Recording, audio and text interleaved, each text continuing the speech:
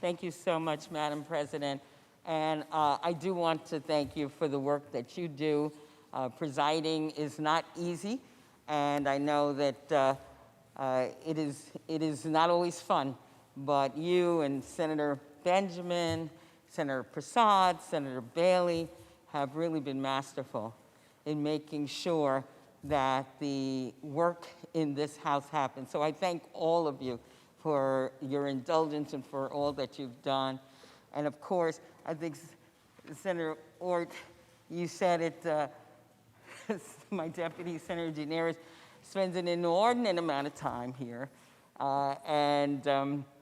We couldn't make it without you doing that in the way you do it. And so I really do appreciate, in many ways, the fact that you have been steadfast and so amazingly reliable in making sure the trains run.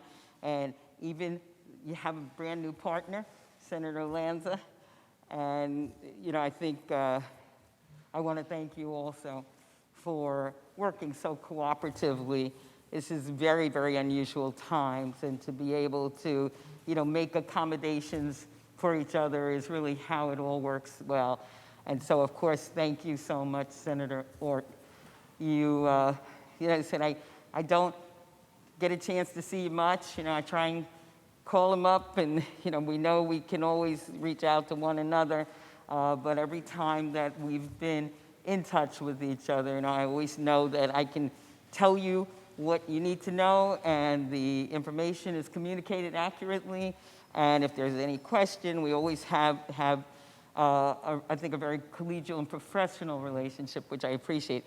I also am looking forward to being able to meet your members, because I see you on TV, and I guess vice versa. Have no clue, who you all are really and what you look like. So it is my hope that when we all come back, that we will spend that time in the chamber together, really getting to know each other collectively. But again, we have been able to do extraordinary work in extraordinary time. I also want to thank you, Ally, as the secretary of this chamber, because you've had to make quick accommodations for each of us, policies and so on. So thank you so much, you and your team, all the journal clerks and everybody who make sure that despite it all, it runs, it makes sense, and it looks good. And of course, for my extraordinary members who give every single moment, as I said, never keeping their focus anywhere but where it's supposed to be, including our own, finance chair, Liz Kruger, who, again, nobody knows how Liz can sit through hours and hours and hours at a time. But, I think that is what we are made of. And I said both sides of the aisle work extremely hard, and the staff. I said we always know that it's our staff that really makes us look good.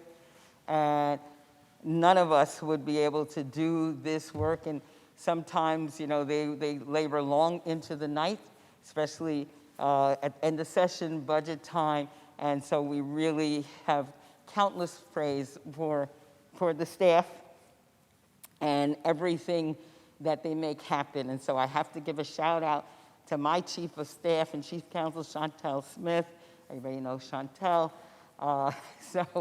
Again, I don't get a chance as much to talk to Kristen, but I know that they, spend a lot of time with Eric, making sure that, again, everybody knows what they're supposed to do.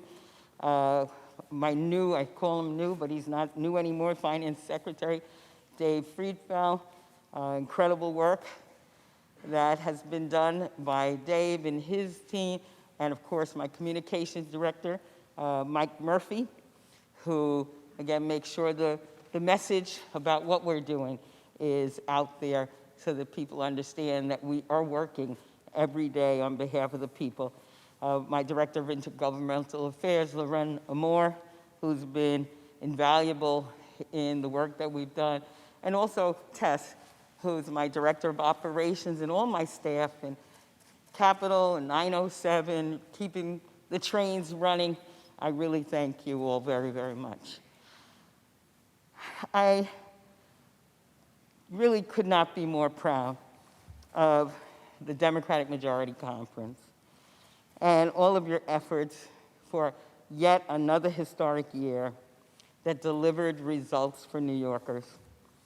When I spoke after the budget in April, I talked about the state budget that we passed represented a light at the end of the tunnel, a path forward after COVID-19 and this pandemic. And again, I can't say enough, and sorry for loss on your staff, and certainly many of us in our lives suffered losses, and so again, our deepest condolences. And we said at that time that budget, first and foremost, was there to respond to the crisis at hand. And we took bold action to jumpstart New York, to jumpstart the economic recovery from COVID.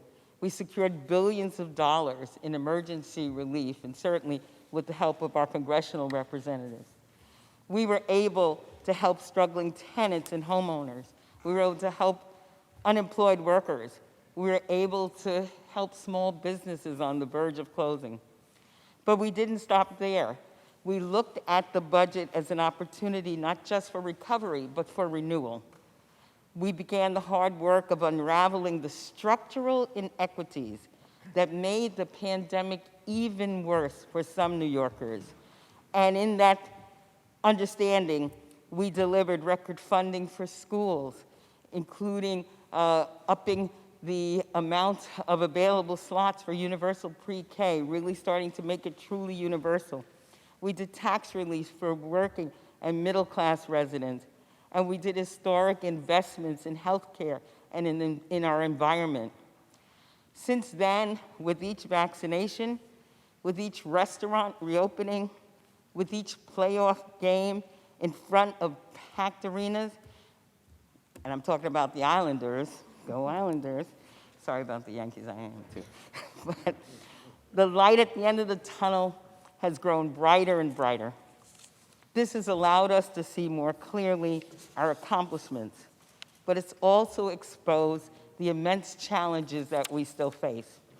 So while we achieved so much through the budget process, we've also continued to pass groundbreaking legislation at an unprecedented pace. With voting rights under assault throughout our country, we passed new election reforms to make early and absentee voting more accessible to all New Yorkers. We repealed the walking while trans ban, and of course this is Pride Month, and I think Senator Hoylman recapped so much that we've done. So we made sure to repeal that walking while trans ban, and we addressed disparities in healthcare in minorities. We legalized recreational marijuana to begin undoing the damage done in so many of our communities by this prohibition, and opened a new $4.2 billion industry for our state. We continue to improve our justice system. We passed HALT, a law to end prolonged segregated confinement, and just today, we passed groundbreaking less is more legislation to improve outcomes for individuals reintegrating back into society. With gun violence on the rise, we banned ghost guns, declared gun violence a public health crisis, and gave victims of gun violence recourse in the courts against companies that irresponsibly distribute deadly weapons. We brought stakeholders of all sides together to produce landmark bills on hospital and nursing home staffing standards. And speaking of nursing homes, after the devastation we saw in senior residences during the pandemic, the Senate took action to improve oversight, care, and accountability in these facilities. That's what the Senate majority does. We identify problems, and then we work to do something about them. So in the spirit following news reports of a widespread housing discrimination in suburban communities, we issue subpoenas, held hearings, passed laws to ensure that everyone has an opportunity to buy their dream home. We also continue to make workplaces safer and more equitable for everyone, but particularly women, by passing legislation to strengthen New York State's sexual harassment laws. And while the state budget provided record investments in protections for tenants and homeowners, our work on making housing more affordable and combating homelessness is far from over. During this final week of session, we passed the Housing Our Neighbors with Dignity Act that will help create new affordable housing for vulnerable New Yorkers in cities across the state. And we're continuing to seek out the problems that face our state and figure out the best ways to approach them, holding hearings on issues ranging from health services to food insecurity to event ticket marketplaces. Since becoming majority leader, I've talked about our conference's guiding principle. If given the chance, we will always look to create opportunities rather than build barriers. The people of New York have agreed with this approach, putting 43 members of our conference in this chamber. And so we've taken that mandate and continue to open up pathways, tear down obstacles for as many New Yorkers as we can. We've made progress in building a more equitable and prosperous New York. However, we know that there's still a great deal of work to be done, and the reality is that our work is truly never done. So now we have time to go back to our districts, listening and working with those we serve.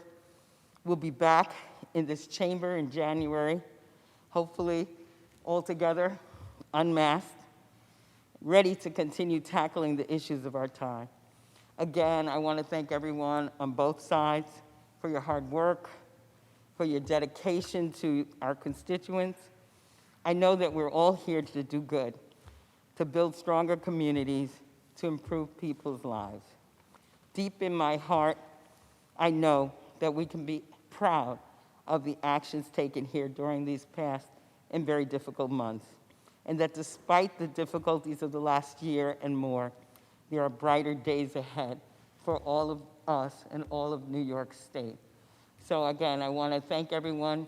We did some of the traditions we normally do. There were ices out there, just to let you know that we aren't that far away from what we normally do.